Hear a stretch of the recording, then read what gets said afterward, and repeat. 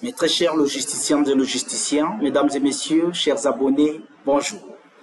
Vous êtes donc les bienvenus sur votre chaîne YouTube Académie des logisticiens, votre plateforme d'apprentissage en gestion logistique et transport.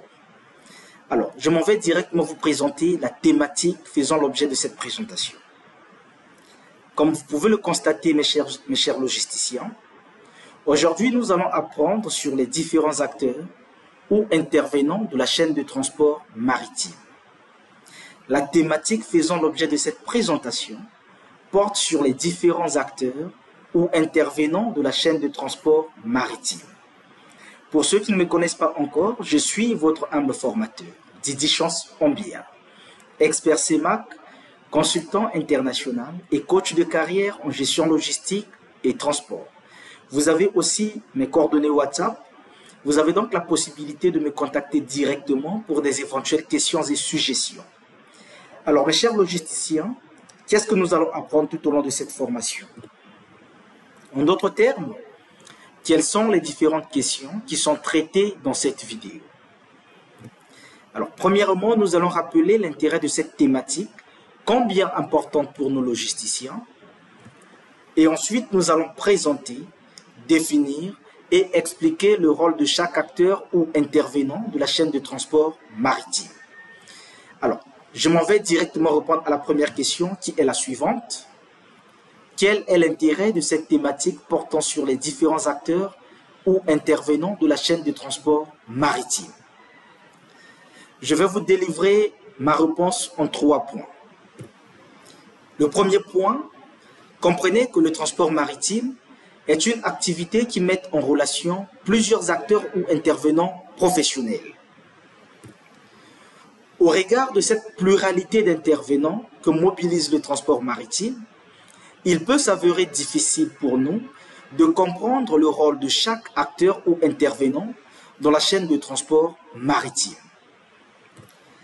À titre d'exemple, comme il en est le cas de la confusion qui règne entre un transitaire et un commissionnaire de transport.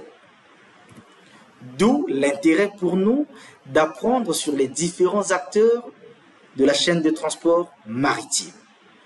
Alors mes chers logisticiens, j'espère que vous avez très bien compris l'intérêt de cette thématique. Je vais une fois de plus se résumer.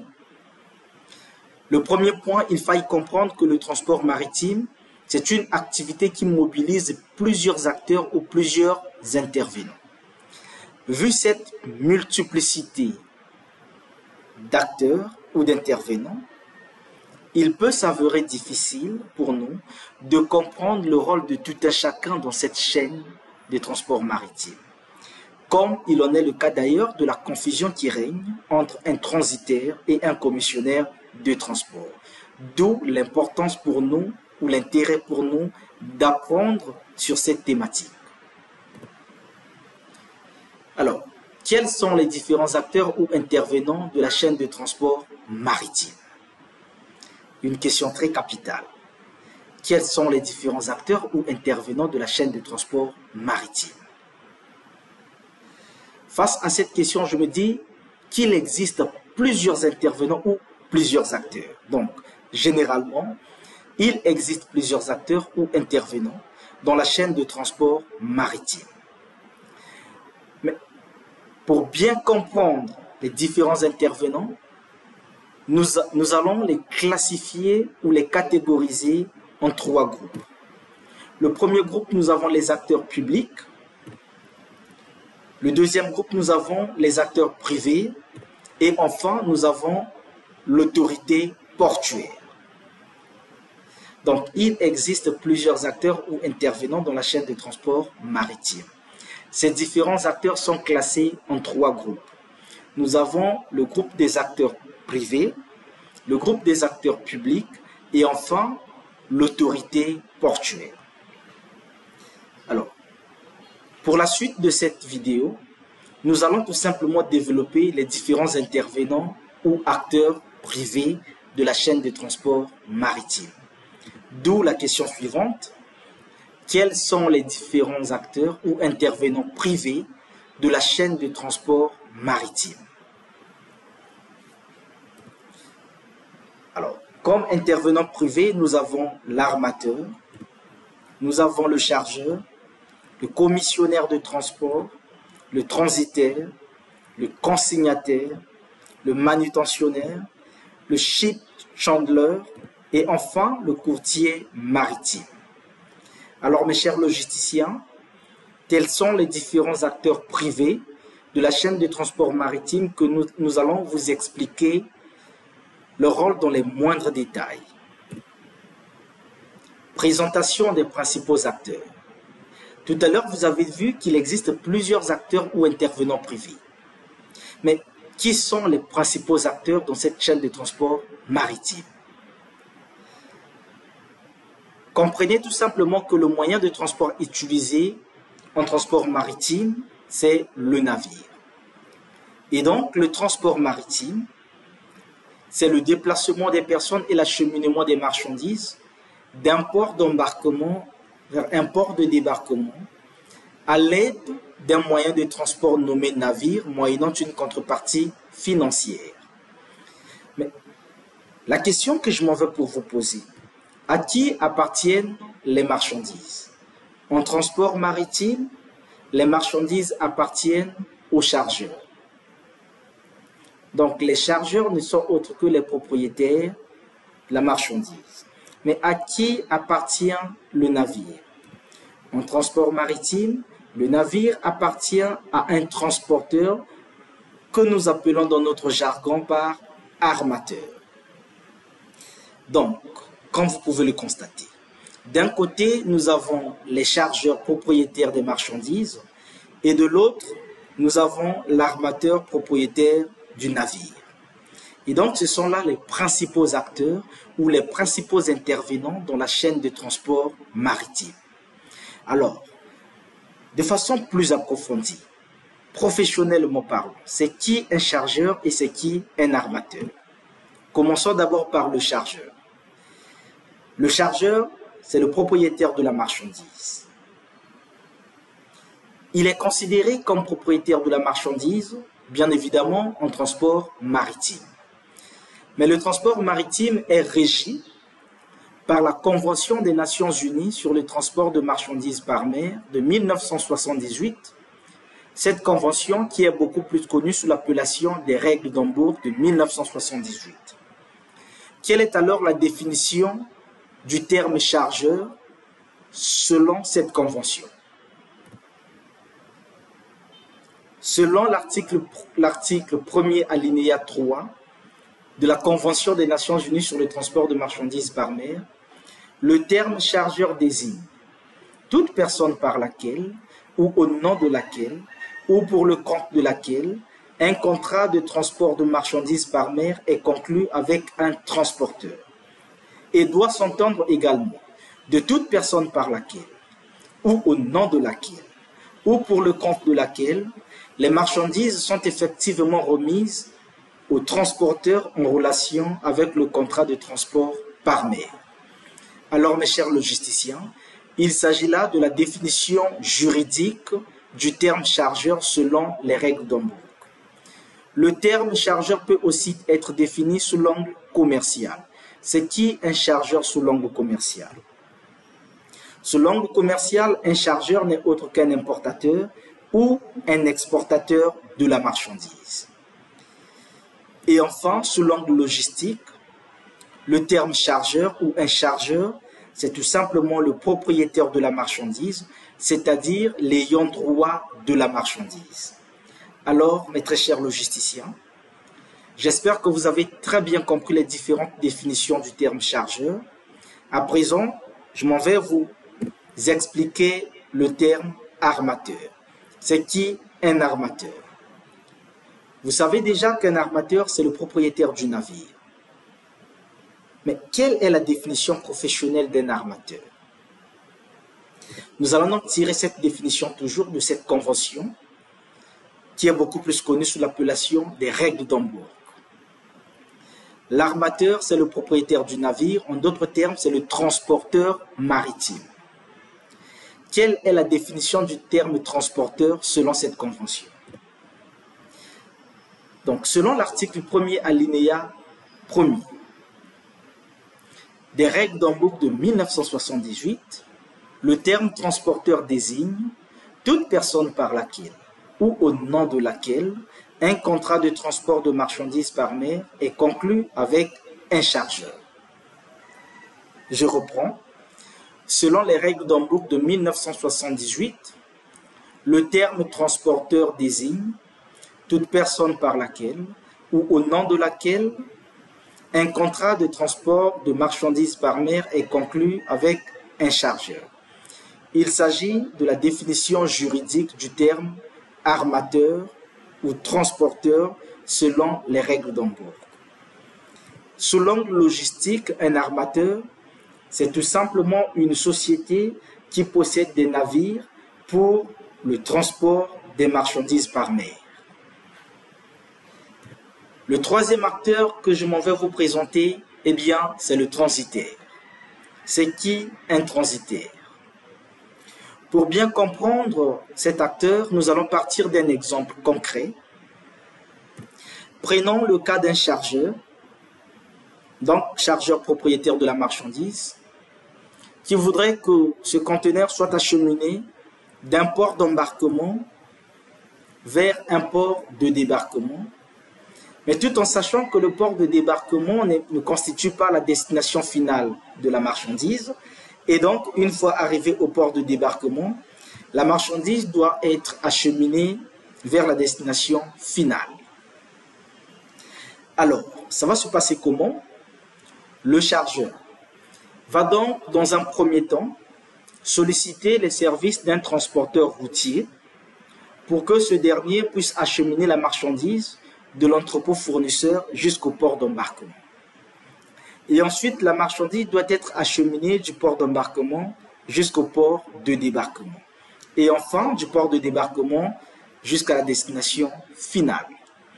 Le premier trajet, c'est-à-dire la distance qui sépare l'entrepôt fournisseur, là où le chargeur a acheté sa marchandise, et le port d'embarquement, c'est ce que nous appelons par le pré-acheminement. Et la distance qui sépare les deux ports, donc le port d'embarquement et le port de débarquement, c'est l'acheminement principal ou le transport principal. Et enfin, la distance qui sépare le port de débarquement et la destination finale, c'est le post-acheminement.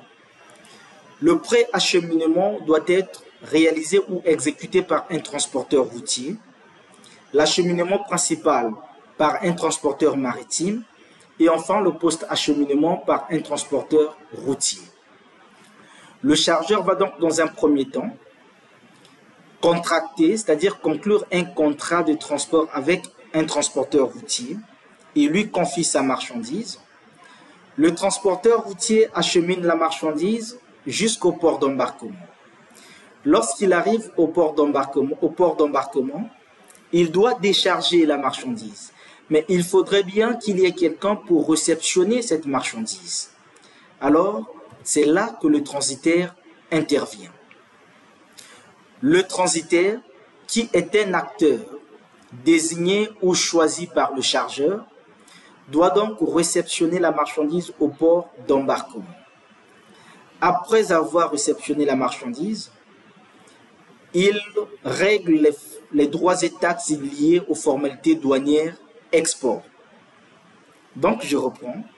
Le transporteur routier décharge la marchandise, remet la marchandise au transitaire qui est le représentant du chargeur.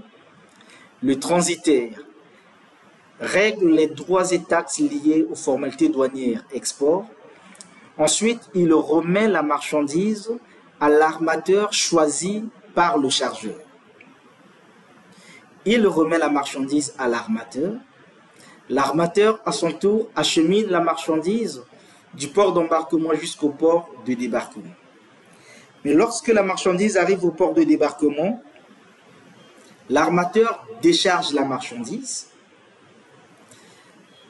Le transitaire, qui est le représentant du chargeur, réceptionne la marchandise.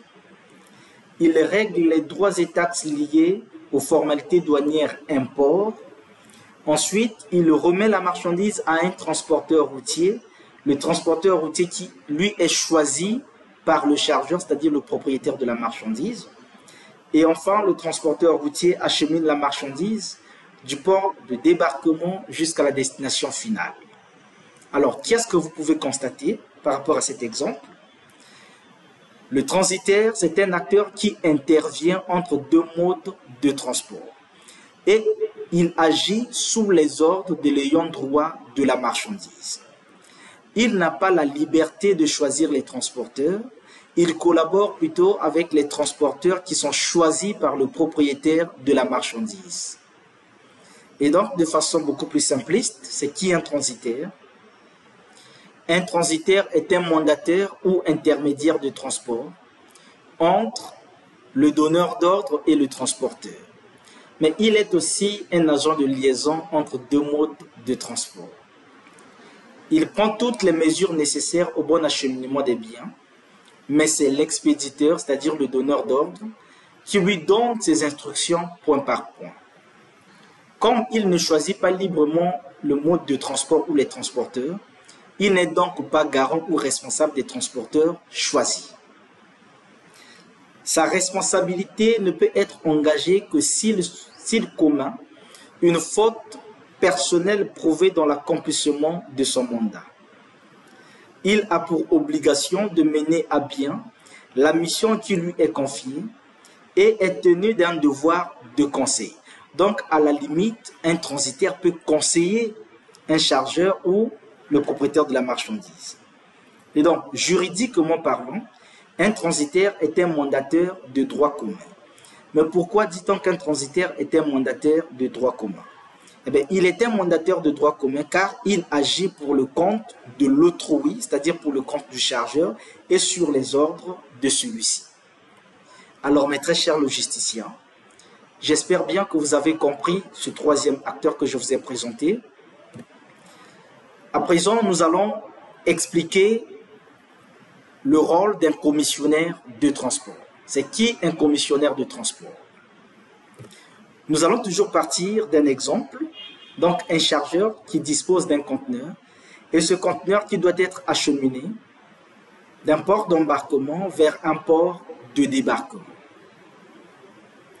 Pour ce faire, le propriétaire de la marchandise va forcément solliciter les services d'un transporteur maritime.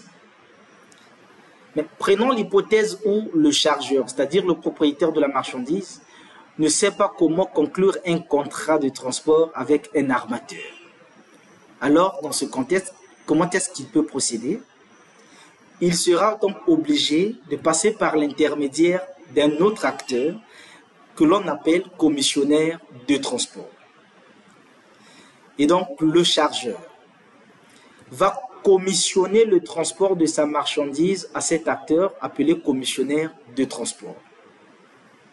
Comme en jurisprudence, les relations entre les professionnels doivent être matérialisées par l'existence d'un contrat. Donc, entre le chargeur et le commissionnaire de transport, il y aura aussi la conclusion d'un contrat de commission de transport. C'est-à-dire un document qui prouve que le chargeur a commissionné le transport de sa marchandise à cet acteur. Et le commissionnaire de transport, à son tour, qu'est-ce qu'il fait? Il va conclure un contrat de transport avec un armateur de son choix. Et ce contrat de transport doit être matérialisé également par l'existence d'un document juridique. Et celui-ci sera appelé contrat de transport. Donc par là, vous comprenez déjà la différence qui existe entre un contrat de commission de transport et un contrat de transport. Un contrat de commission de transport, c'est un contrat conclu entre un chargeur et un commissionnaire de transport. Et un contrat de transport, que nous appelons professionnellement par le connaissement, c'est un document juridique qui permet de matérialiser la conclusion d'un contrat de transport entre le transporteur et le chargeur ou encore entre le transporteur et le commissionnaire de transport. Alors mes très chers logisticiens, j'espère que vous avez très bien compris le rôle d'un commissionnaire de transport. Donc à la différence d'un transitaire, le commissionnaire de transport, lui, il a la liberté de choisir le transporteur maritime. C'est lui qui conclut un contrat de transport de marchandises par mer avec un armateur. Il n'agit pas sous les ordres du propriétaire de la marchandise. Donc voilà la différence qui existe entre ces deux acteurs, c'est-à-dire entre un transitaire et un commissionnaire de transport. Et donc, vous pouvez constater qu'un commissionnaire de transport est un intermédiaire et organisateur de transport de l'usine au magasin. C'est un organisateur de transport. Un commissionnaire de transport choisit librement le mode d'acheminement le plus adapté à la marchandise et met en œuvre en son nom propre les contrats nécessaires à la réalisation de l'opération. Il choisit librement les transporteurs et intermédiaires auxquels il fait appel pour accomplir sa mission. La profession de commissionnaire de transport est bel et bien réglementée. Le contrat de commission de transport est conclu entre un donneur d'ordre appelé commettant et un commissionnaire de transport.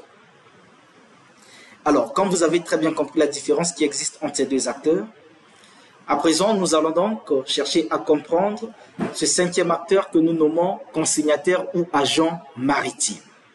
En transport maritime, c'est qui un consignataire ou c'est qui un agent maritime? En transport maritime, le navire ou un navire doit donc quitter d'un port d'embarquement vers un port de débarquement. Mais nous savons très bien que le navire appartient à un armateur. Et donc, ce navire ne peut pas débarquer au port de débarquement sans pourtant que l'armateur puisse prévenir l'autorité portuaire. Et donc, l'armateur, avant que son navire puisse débarquer dans un pays, celui-ci a l'obligation de prévenir l'autorité portuaire, c'est-à-dire les responsables du port du pays de débarquement. Mais vu la distance qui sépare les deux acteurs, c'est-à-dire l'armateur et l'autorité portuaire, celui-ci, c'est-à-dire l'armateur, est donc obligé de passer par l'intermédiaire d'un acteur que nous nommons consignataire. Le consignataire, c'est un acteur qui est localisé dans le même pays que l'autorité portuaire. Qu'est-ce que l'armateur va donc faire?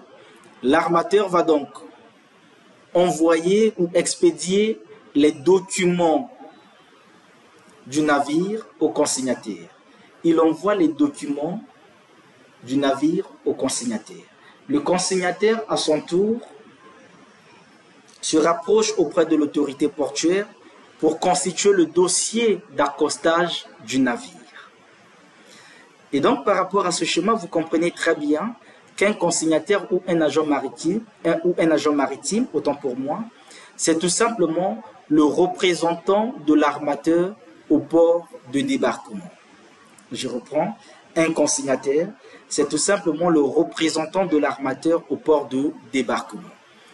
Pourquoi est-ce que l'armateur doit aviser l'autorité portuaire? Eh bien, c'est pour permettre à l'autorité portuaire de programmer et de préparer l'accostage du navire. L'autorité portuaire aura donc besoin des caractéristiques, des informations concernant le navire. La longueur du navire, le tirant d'eau, ainsi de suite, pour donc permettre une bonne planification ou une bonne programmation de l'accostage.